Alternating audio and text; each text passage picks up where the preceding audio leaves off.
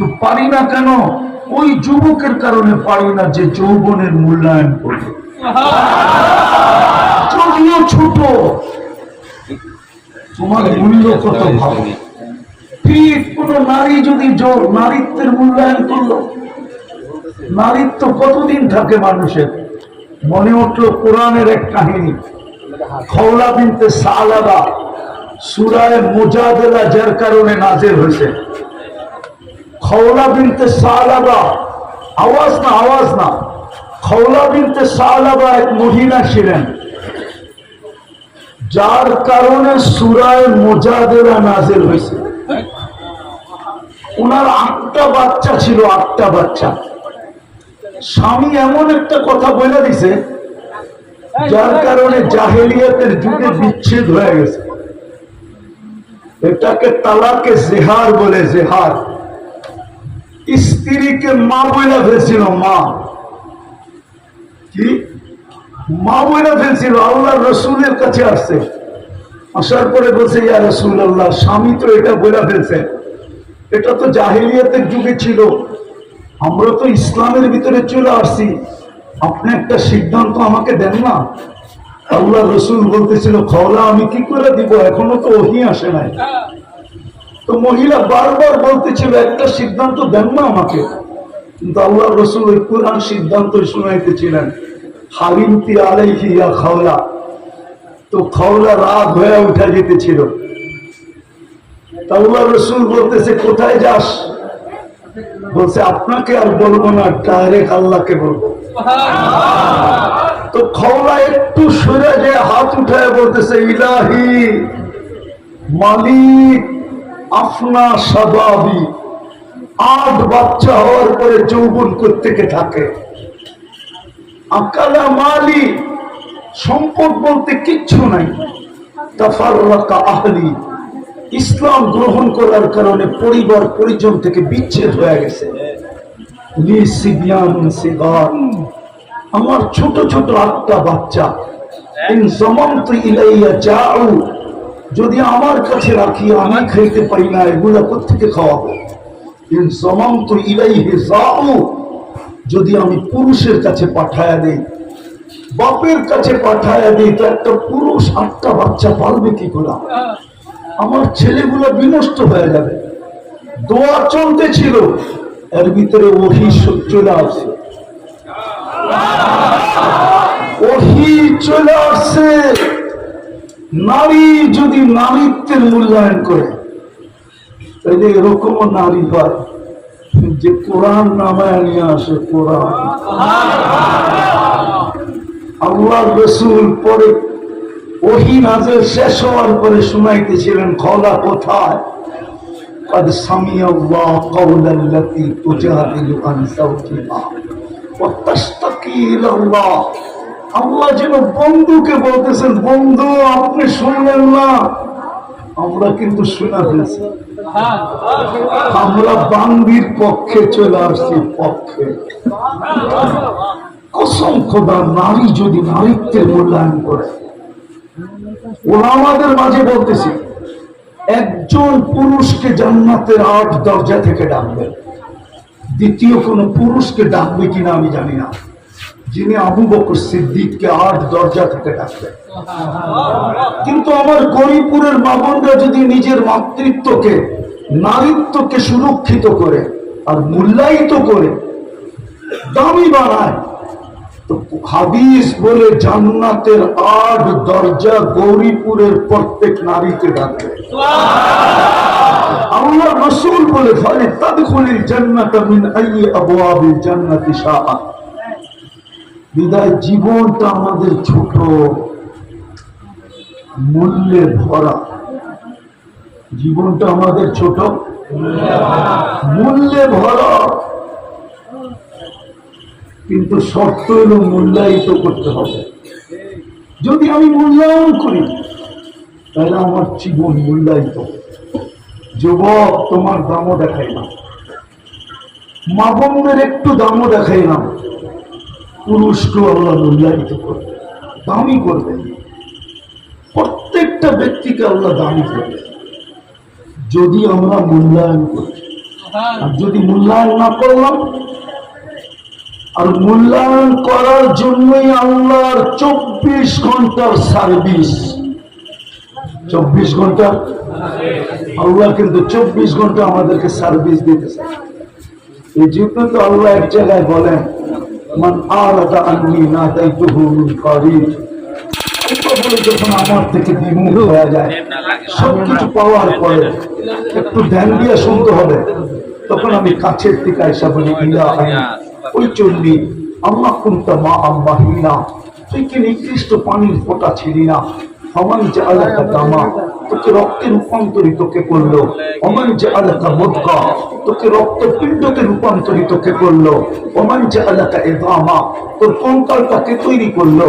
অমান কাসা আলাইহি লাহমা, এত সুন্দরভাবে নিখুঁতভাবে পুরো করে গোশতের আর চামড়ার আবরণকে চড়া। যুবক, কি দেখা 14 তারিখে ফুল দাও বলো? কি দেখা? আরে বলো না, রাত হয়ে গেল, একটু বলো না, কি দেখা 14 তারিখে ফুল দাও? বস্তু আর চামড়ার আবরণ দেখি তো দাও, ঠিক না? হ্যাঁ, সত্য তো। শুধু ফুল দেয় নাকি? গৌরীপুরের হোটেল গুলো ওই দিন খরচা খরচ ভরা থাকে, ঠিক না? হোটেলে বসায় খাওয়ায়, ঠিক না? আবার পার্সেলও বাড়ির জন্য দেয়, ঠিক না? গৌরীপুরের ডাক্তাররা যদি বলে দিত যে কলিজা বাহির করে বুনা করে দিলে তুই মরবি না, তাহলে মনে হয় যুবকরা কলিজা বাহির করে বুনা করে দিয়ে দিত। তারপর একটু দেখা দে I.U, মনে হয় বুঝে নাই, ঠিক না? ফিডার কাজ করতে বুঝবো I.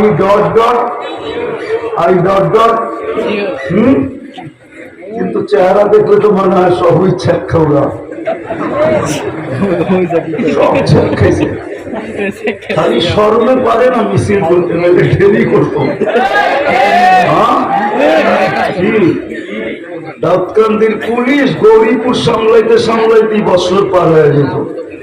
ওরা তো ডেলি মিছিল করতো বাড়ির সামনে, যে বাইর শেখ খেয়েছে আমার ভাই, তোর রক্ষা নাই, বেরো বাড়িতে। ফুল দিলাম, খাওয়াইলাম, পার্সেল দিলাম, কলিজা পর্যন্ত দিতে চাইলাম, তারপরও লেখা পাঠাইলি না I.U, ঠিক না? কি দেখা ফুল দাও?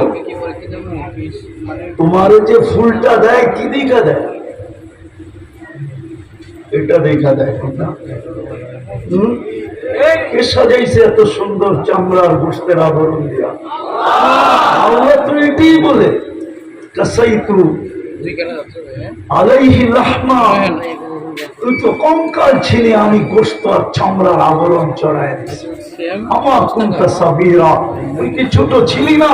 ফামান কাব্বারা, তোকে বড় কে করলো? আমার কুনতা দাঈফা, তুই কি দুর্বল ছিলি না? ফামান কাওয়াকা, তোকে সুঠামত্ব কে দিল? আমার কুনতা জাহিলা, তুই কি অজ্ঞ ছিলি না? ফামান আল্লামা, তোকে শিক্ষা কে দিল? আমার কুনতা মিসকিনা, তুই কি মার পেটের থেকে নিঃস্ব আসিস না? ফামান আগনাকা, তোকে স্বয়ং সম্পূর্ণ করবে না। শুধু এখানেই শেষ না, 24 ঘন্টা সার্ভিস দিতেছেন। গরিপুরের মানুষ যদি পানির দামে অক্সিজেন কিনতে হতো, অক্সিজেন গরিপুরে একটা টিনের বাড়ি পর্যন্ত হতো না। টিনের বাড়ি পর্যন্ত হতো না। ডেলি 16,500 টাকা শুধু অক্সিজেনের বিল দিতে হতো। পানির দামে যদি কিনতে হতো, পানির দামে পার লিটার যদি 30 টাকা করে কিনতে হতো অক্সিজেন, আমার গায়েও কাপড় থাকতো কিনা সন্দেহ ছিল। হয়তো লেংটিও জুটতো না। লেংটি 16,500 টাকা ডেলি বিল দিতে হতো। যুবক, ভালো মতে বোঝো, তুমি ডেলি 550 লিটার অক্সিজেন দাও। 30 টাকা যদি পার লিটার হতো, পুরন দিয়া দেখো 550 কে 30 দিয়া কয় টাকা বিল হয়? ডেলি 16,500 টাকা। মাসে 4,95,000 টাকা বিল দিত। জানি না গরিপুরে কিডনি ডায়ালিসিস আছে কিনা, আছে নাই? কোথায় আছে? দাঁতকান্দি, কুমিল্লা নাই? একবার ডায়ালিসিসে কয় টাকা নেয় বলুক না পিসা হুজুর, কয় টাকা নেয়? এতটুক নলেজ তো থাকার কথা। 3000 টাকা, ঠিক না? হুজুরের টাইম মেনে নিলাম। ডেলি 36 বার আল্লাহ আমাদের কিডনিকে ডায়ালিসিস করে। যুবক, একবার ডায়ালিসিস করতে দুনিয়ালারা 4 ঘন্টা নেয়, 4 ঘন্টা। জিজ্ঞাসা করো যা ডায়ালিসিস হয়, ডায়ালিসিসের সময় ওর কষ্টটা কতটুকু হয়। ও যুবক, তুমি বসে আছো, তোমার ডায়ালিসিস হইতেছে 40 মিনিটে একবার কমপ্লিট, 24 ঘন্টায় 36 বার ওরা ডায়ালিসিস করে। হুজুরের টাকা বাদ দিলাম 3000 টাকা, যদি পার ডায়ালিসিস 100 টাকা ওরা নিতেন তাহলে ডেলি 3600 টাকা বিল দিতে হতো, মাসে 1,08,000 টাকা ডায়ালিসিসের বিল দিতে। আল্লাহ বিনা পয়সায় সার্ভিস দিতেছে।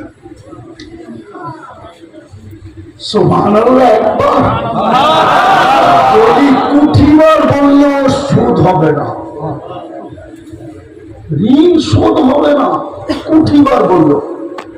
আমার কথা বোঝো, আমি প্রথম আসছি গরিপুর প্রপারে, আমার এই জীবনের প্রথম আমি গরিপুর প্রপারে আসছি, এর আগে আমি গরিপুর আসি না। ভালো মতো বোঝো, কাজে দিবে। আমি বিশেষভাবে যুবকদের পায়ে হাত দিয়ে বলতেছি, তোমরা বোঝো, আল্লাহ বিনা পয়সায় সার্ভিস দিতেছে যেন তুমি তোমাকে মূল্যায়িত করো, দামি বানাও। জীবনটা ছোট, দামে ভরা। যদি আমি আমাকে দামি করলাম, দামি বানাইলাম, যদি আমি মূল্যায়ন করলাম, যদি আমি কদর করলাম, কদর আরবিতে বলে কদর, এই জন্যই লাইলাতুল কদর বলছে, মূল্যবান রাত্রি। আমি যদি কদর করলাম, মূল্যায়ন করলাম, নারী যদি নারীত্বের মূল্যায়ন করলো, পুরুষ যদি পুরুষের মূল্যায়ন করলো, কেননা চলে যাবো কবরে, কে কখন যাবে তাও জানি না। মানুষ শুধু দাফন করে চলে আসবে, আর কেউ খবর নেবে না। এই মজমা একজনও আমাকে বলতে পারবে না যে আমি ডেলি মা বাবার জন্য 2 রাকাত নফল পড়ি। একজনও এই মজমায় পিছে সামনে কেউ বলতে পারবেন না যে ডেলি আমি মা বাবার জন্য 2 রাকাত নফল পড়ি। অথচ এই উম্মতকে ফ্যাসিলিটি দিচ্ছেন, এই উম্মত ইসালে সওয়াব করতে পারবে। এই উম্মতের মুর্তারা সারাদিন চাতকের মতো তাকায় থাকে যে আমাদের আপন জন আমাদেরকে কিছু করে পাঠায় কিনা। কসম খোদা, আমি লেখি নাই, জালালউদ্দিন সুয়ুতি রহমতুল্লাহ লেখছেন, আমি লেখি নাই, ইমাম কর্তুবী লেখছেন, আমি লেখি নাই, আরো বড় বড় মুহাদ্দিসরা কিতাব লেখছেন। আমাদের আত্মীয় স্বজন চাতকের মতো তাকায় থাকে আমরা কিছু করে পাঠাই কিনা। একজনও এখানে নাই যে ডেলি 2 রাকাত বাপ মার জন্য পড়ে। অথচ বাপ মার রাখা বাড়িতেই এখন সে জমিদার, ঠিক না? হ্যাঁ, বাপ মার রাখা জায়গাতেই এখন বিশাল বিল্ডিং, উনি বাড়িওয়ালা, ঠিক না? রাস্তায় বাহির হলে বাবুই ভিন্ন, ঠিক না? বাপ বোঝেন? হ্যাঁ, বাবুই ভিন্ন। রাস্তা দিয়ে হাঁটলেও বাপ ভিন্ন, বারাঠিয়ার সাথে দেখা হইলে বাপ ভিন্ন। বাড়িওয়ালা বাড়িওয়ালা, জমিদার জমিদার। কে বানায় দিয়ে গেল জমিদার? কে? মা বাবা, ঠিক না? কিন্তু 2 রাকাত তো পড়ি না। আমাদের ওইরকমই হবে, কেউ আমাদের নাম নিবে না, কসম খোদা। আরে নাম যদি নিত, হায় হায় হায়, রাগ হয়ে যাবেন। হ্যাঁ, বলবো, আবার উল্টা বুঝবেন না তো? হ্যাঁ, নারা রেসালত বললে তো কাঁপায় বলেন, ঠিক না? না কাঁপান না? কাপান। গতকাল শুক্রবার গেছে এই মজমা, বলুক যে 1000 বার দুরূদ কেউ করছে কিনা? 500 বার, 200 বার। অথচ শুক্রবারে তো আপনার আমার নবী মুহাম্মদুর রাসূলুল্লাহ, দুজাহানের বাদশাহ,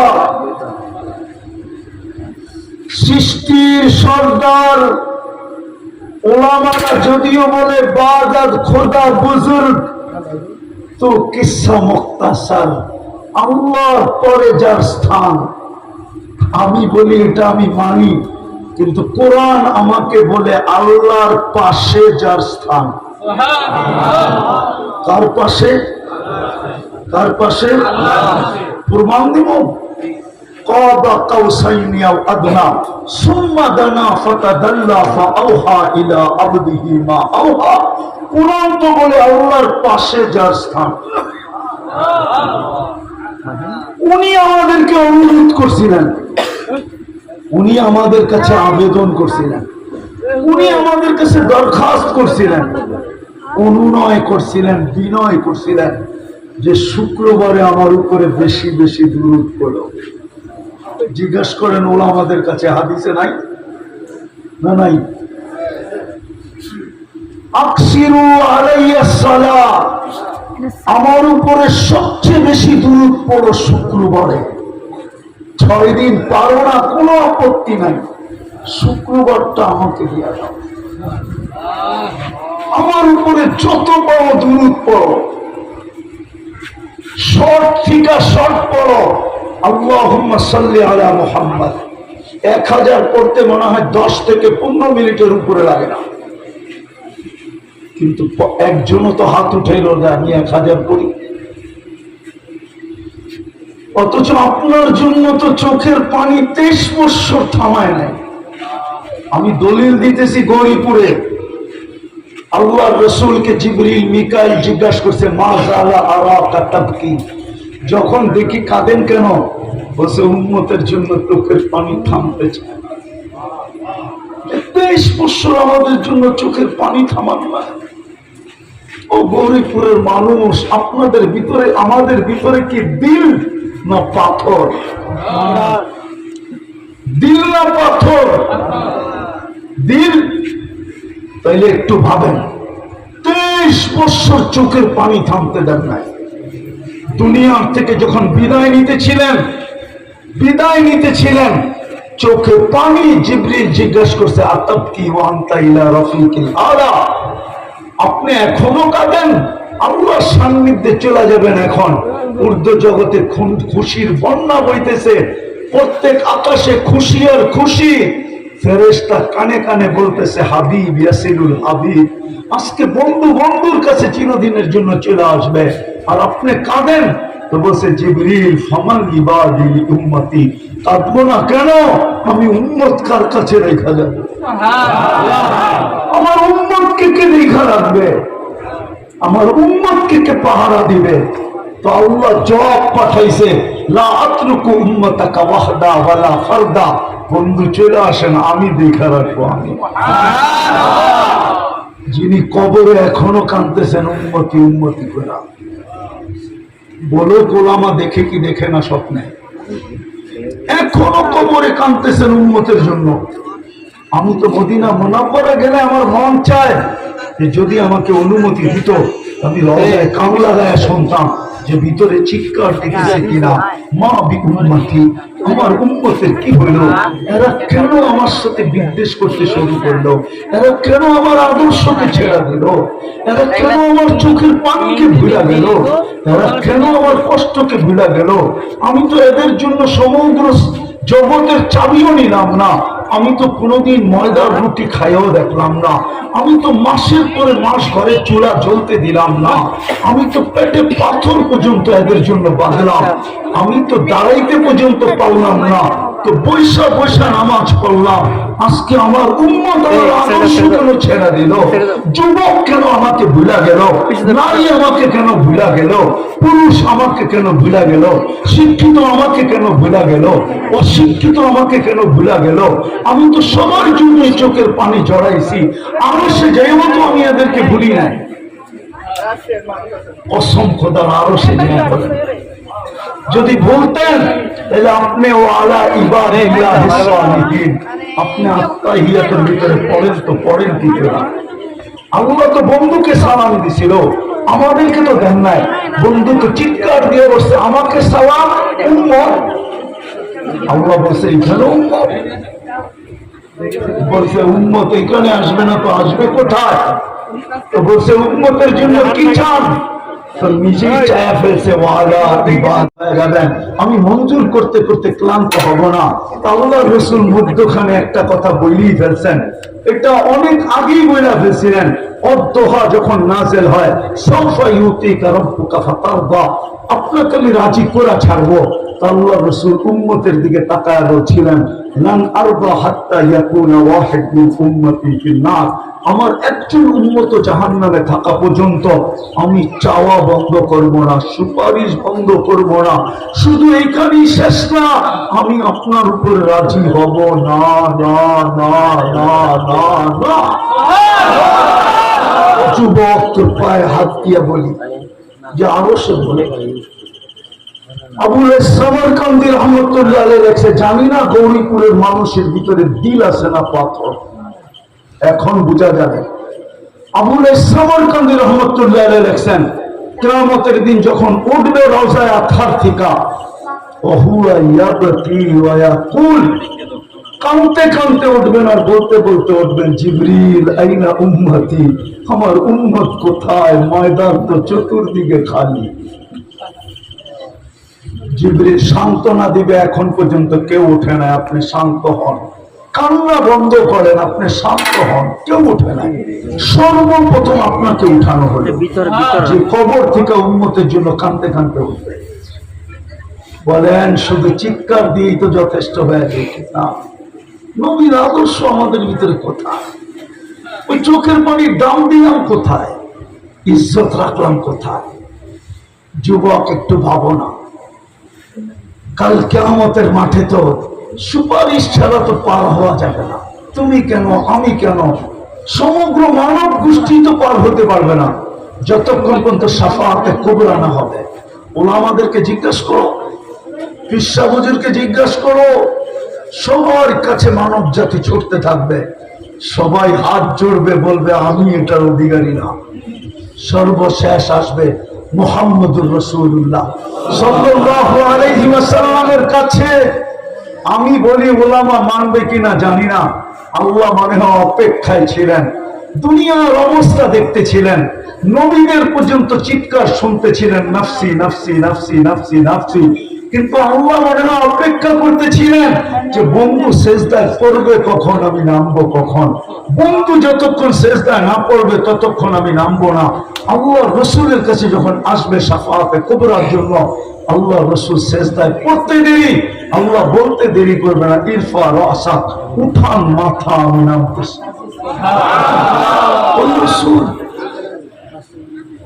তো কথা যেখান থেকে শুরু করছিলাম আমি শেষ জায়গায় চলে আসছি। লম্বা করতে চাইতেছি না, লম্বা করলে কি হবে? সারা রাত করলেও তো হবে না যদি আমি দিলে না গাঁথলাম। জীবনটা ছোট, মূল্যে ভরা, যদি আমি মূল্যায়ন করি, যুবক যদি যৌবনের মূল্যায়ন করলো, নারী যদি নারীত্বের মূল্যায়ন করলো, পুরুষ যদি পুরুষত্বের মূল্যায়ন করলো, হয় শিক্ষিত যদি শিক্ষার মূল্যায়ন করলো, যদি মূল্যায়ন করলো, মূল্যায়নের জন্যই আল্লাহ এই উম্মতকে সুযোগ দিয়েছেন। নাইলে কোন উম্মতকে এই সুযোগ দেন নাই। লাইলাতুল কদর কোন উম্মতের জন্য ছিল না। হয় হয় কেমন সুযোগ জানি না, বুঝবেন কিনা, একটু ধ্যান দিলে হয়তো বুঝতেও পারেন। এই মজমায় নাই ওই লোক যে ডেলি 200 বার আল্লাহকে ডাকে, এক দুজন হবে, কোন যুবক নেই যে 10 বার আল্লাহ বলে না,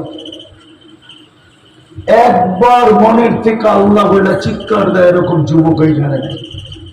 আল্লাহ বলে তুই না ডাকলে কি হবে, তুই না ডাকলে কি হবে, সারাদিন তুই ডাকিস না, আমি দেখতে থাকি। রাতে 3 ভাগের 1 ভাগ যখন অতিবাহিত হয়ে যায়, আল্লাহর জন্য এই শব্দ শোভনীয় না। আল্লাহ বলে আমি আর ঠিক থাকতে পারি না, আমি আরশের থেকে প্রথম আকাশে চলে আসি, আর আয়েশা তোকে ডাকতে থাকি, হালমিন মুস্তাগফির ফাগফিরানা, তুই আসিস মাফ চাবি, আমি মাফ করে দিব। তুই সারাদিন ডাকিস না, আমি রাত্রে ডাকা ব্যতীত থাকতে পারি না, আমি ডেলি রাত্রে তোকে ডাকি। শুধু উম্মতে মুহাম্মদী হওয়ার কারণে জীবনটা ছোট, মূল্যের বলা। যুবক করো মূল্যায়ন, করো মূল্যায়ন। এই উম্মতের বয়সের ভ্যালু আছে, পরে আর মূল্যায়নের দরকার হবে না। আমি বয়সের ভ্যালু দেখাইতেছি হাদিস দিয়া। এই উম্মত যদি প্রাপ্তবয়স্ক হওয়ার দিন থেকে 40 বছর পর্যন্ত মূল্যায়ন করে, 3টা রোগ আর হবে না। শ্বেত রোগ হবে না, পাগল হবে না, কুষ্ঠ রোগ হবে না। 50 পর্যন্ত যদি বয়স পাইল আর মূল্যায়ন করলো, তাইলে আর কঠিন হিসাব কোনোদিন হবে না। ইদা বালাগা 50 হাসাবাহু হিসাবান ইয়াসীরা, হাদিসে কুদসি, আল্লাহর বাণী। 60 পর্যন্ত যদি পৌঁছতে পারলো আর মূল্যায়ন করলো, 15 থেকে নিয়ে 60 পর্যন্ত, আহাব্বাতুল মালাইকা, ফেরেশতা তাকে ভালোবাসতে শুরু করে। আর ফেরেশতা যাকে বন্ধু বানাবে আর ভালোবাসবে, হায় হায় হায়, কোরআন বলে লা খাউফুন আলাইহিম ওয়ালা হুম ইয়াহজানুন, ফেরেশতা অভয় দিবে, আল্লাহ তাখাফু ওয়ালা তাহজানু, না ভয় না চিন্তা। দুনিয়াও সঙ্গ দিবে, আখিরাতও সঙ্গ দিবে। নাহনু আউলিয়াউকুম, প্রটোকল দিতে দিতে দিতে জান্নাতের গেট পর্যন্ত পৌঁছায় দিবে।